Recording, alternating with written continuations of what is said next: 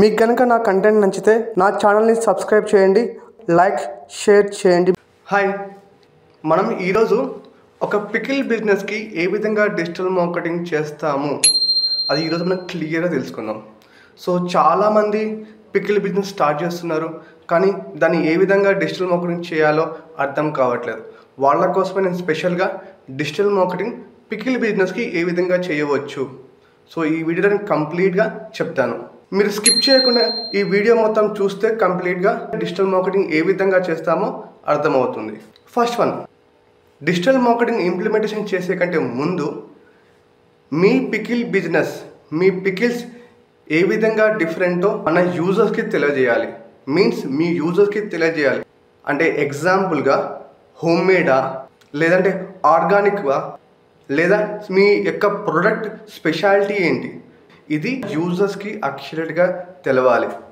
అదేవిధంగా మన బ్రాండ్ ఏదైతే ఉందో ఆ బ్రాండ్ని మనం అక్యురేట్ డిజైన్ చేయించుకోవాలి. అలానే ఎగ్జాక్ట్ ప్యాటర్న్ కలర్స్ యూజ్ చేయాలి. అప్పుడు మాత్రమే మనకొక ఐడెంటిటీ, మనకొక బ్రాండ్ అనేది ఏర్పడుతుంది. సో ఈ స్టెప్ లేకుండా మనం ముందుకు వెళ్ళకూడదు.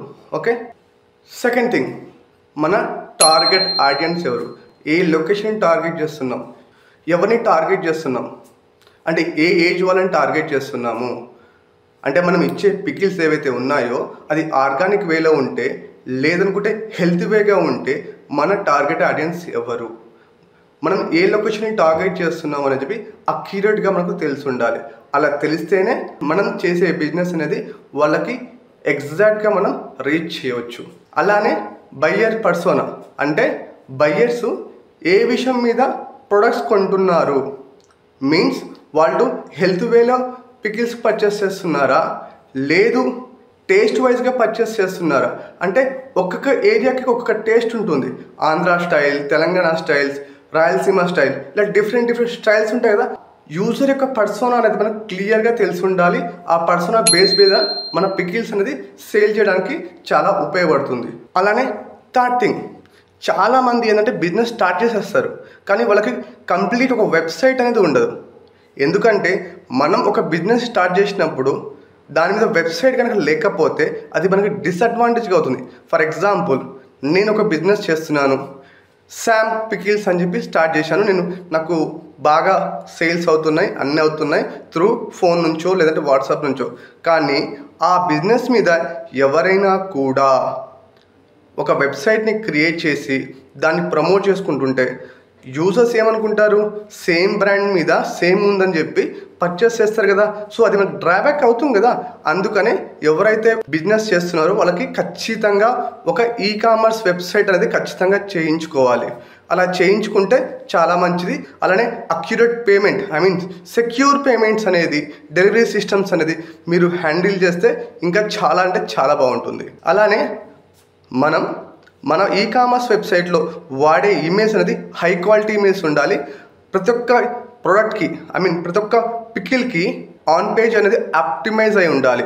ఏ పికిల్కి అయితే పేజ్ ఉందో ఆ పికిల్కి మనం కంటెంట్ అనేది, ఇమేజ్ అనేది హై క్వాలిటీ యూజ్ చేయాలి. ప్రతి ఒక్క ప్రోడక్ట్కి కస్టమర్ రివ్యూస్ని కూడా ఉంచితే చాలా బాగుంటుంది. అలానే మన వెబ్సైట్లో బ్లాగ్స్ని ఇంప్లిమెంట్ చేసి దాంట్లో మనం రెసిపీస్ సంబంధించినవి, అలానే ఫుడ్ హెల్త్ రిలేటెడ్ బ్లాగ్స్ కూడా ఉంటే చాలా బాగుంటుంది. అది కూడా మెయింటైన్ చేస్తే మనకు కొంచెం అవేర్నెస్ అనేది క్రియేట్ అవుతుంది. కొన్ని కీవర్డ్స్ అనేది కూడా గూగుల్లో ర్యాంక్ అవడానికి ఛాన్స్ ఉంది. ఆ విధంగా కూడా మనకు బిజినెస్ అనేది జరుగుతుంది. అలానే సోషల్ మీడియా, ఖచ్చితంగా మనం సోషల్ మీడియాని మనం యూటిలైజ్ చేయాలి. ఈ సోషల్ మీడియా యూటిలైజ్ చేసేటప్పుడు మనం దాంట్లో పెట్టే ప్రతి ఒక్క ఇమేజ్ ఐ క్యాచీగా ఉండాలి. అవి పెట్టే పోస్టులు ఏవైనా కూడా టిప్స్ సంబంధించినవి. అలానే మనం పికిల్స్ ప్రిపేర్ చేసే ముందు ఇమేజెస్ ఉంటాయి కదా, కొన్ని వీడియోస్ ఉంటాయి కదా, అలాంటి బైట్స్ కూడా మనం సోషల్ మీడియా నుంచి పబ్లిష్ చేయాలి. అలానే కస్టమర్ టెస్టిమోనియల్స్ వీడియో అనేది ఇంపార్టెంట్. ఈ కస్టమర్ టెస్టిమోనియల్స్ వీడియోస్ వల్ల చాలా యూజెస్ ఉంటుంది, 10 మందికి కూడా తెలుస్తుంది. మన యొక్క ప్రోడక్ట్ యొక్క ఇంపార్టెన్స్ అనేది ప్రతి ఒక్కరికి ఈజీగా అనేది అర్థమవుతుంది, రైట్? అది కూడా ఉండాలి.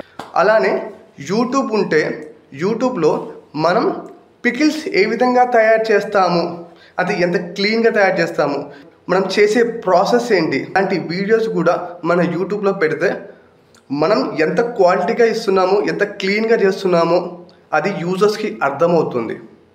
అలానే కస్టమర్స్ నుంచి వచ్చే వీడియోస్ని మీన్స్ టెస్టిమోనియల్స్ వీడియోస్ని కూడా మీరు కలెక్ట్ చేసుకొని అలాంటి వీడియోస్ కూడా మీరు మన యూట్యూబ్ ఛానల్లో అలానే సోషల్ మీడియా ఛానల్స్లో మనం పబ్లిష్ చేస్తే మనకు ఒక బ్రాండ్ అనేది క్రియేట్ అవుతుంది. అలానే కొంచెం ట్రస్ట్ వర్తీనెస్ కూడా పెరుగుతుంది. అలానే చాలామంది పింట్రెస్ట్ని వదిలేస్తున్నారు. సో పింట్రెస్ట్ కూడా చాలా ఇంపార్టెంట్ అండి. పింట్రెస్ట్లో మనం బోర్డ్స్ క్రియేట్ చేస్తే పికిల్స్ సంబంధించినవి boards, example chicken pickle, home made chicken pickle recipes, అలా బోర్డ్స్ని క్రియేట్ చేస్తే యూస్ అవుతుంది. దీనివల్ల కూడా మనకు కొంచెం అవేర్నెస్ అనేది క్రియేట్ అవుతుంది. అలానే లింక్డ్ఇన్, సో ఏవైతే సోషల్ మీడియా ఏవైతే ఉన్నాయో Facebook, Instagram, YouTube, LinkedIn, Pinterest, Twitter, ఈ అన్ని ప్లాట్ఫామ్స్లో మనం యూటిలైజ్ చేయాలి. సో ఏ ప్లాట్ఫామ్ని కూడా మనం మిస్ చేసినా కూడా డ్రాబ్యాక్ అవుతుందనే చెప్పాలి. ఓకే, అన్నిటికంటే ముఖ్యమైనది కంటెంట్ మార్కెటింగ్. మనం ఏదైతే వెబ్సైట్ క్రియేట్ చేశామో ఆ వెబ్సైట్లో బ్లాగ్స్ అనేది రాస్తూ ఉండాలి. ఆ బ్లాగ్స్ ఏ విధంగా ఉండాలంటే హెల్త్ టిప్స్ ఇచ్చుకుంటూ, హోమ్ మేడ్ ఫుడ్ సంబంధించిన హెల్త్ టిప్స్ ఇచ్చుకుంటూ బ్లాగ్స్ రాయాలి. అలానే ఎటువంటివి తింటే బాగుంటుంది, ఎగ్జాంపుల్ కోసం చెప్తున్నాను. సో ఇలాంటి బ్లాగ్స్ క్రియేట్ చేయాలి. అలా క్రియేట్ చేస్తే మనకు యూస్ ఉంటుంది. అలానే యూట్యూబ్లో ఫుడ్ రిలేటెడ్ హెల్త్ టిప్స్ అనేది చాలా వీడియోస్ చేస్తే అవి కంటెంట్ కూడా వైరల్ అవ్వడానికి ఛాన్స్ ఉంటుంది. మన ప్రొడక్ట్స్ని కూడా కొంచెం ప్రమోట్ చేయడానికి ఛాన్స్ ఉంటుంది, రైట్? సో అలాంటివి చాలామంది టిప్స్ సంబంధించిన చూస్తుంటారు. ఎలాంటి ఫుడ్ తింటే బాగుంటుంది, ఏ టైంలో ఫుడ్ తింటే బాగుంటుంది, అలానే మార్నింగ్ ఎలాంటి ఫుడ్ తినాలి, ఈవినింగ్ ఫుడ్ ఏమి తినకూడదు, ఇలా కొన్ని టిప్స్ ఉంటాయన్నమాట. సో ఇలాంటివి మనం పబ్లిష్ చేస్తుంటే వాళ్ళకి కావాల్సిన ప్రొడక్ట్స్ ఏవైతే ఉన్నాయో, వాళ్ళకి కావాల్సిన పికిల్స్ ఏవైతే ఉన్నాయో మన దగ్గర నుంచి ఆర్డర్ చేసుకుంటారు. సో ఇది కూడా మనం ఇంప్లిమెంట్ చేయాలి.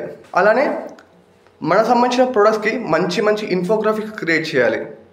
అలానే SEO అనేది చేయాలండి. మన పేజెస్ అన్నిటికీ ఆన్ పేజ్ అనేది ఆప్టిమైజ్ చేయాలి. కీవర్డ్స్ అనేది ఆప్టిమైజ్ చేయాలి. Means home made pickle, organic pickle or traditional Indian pickles.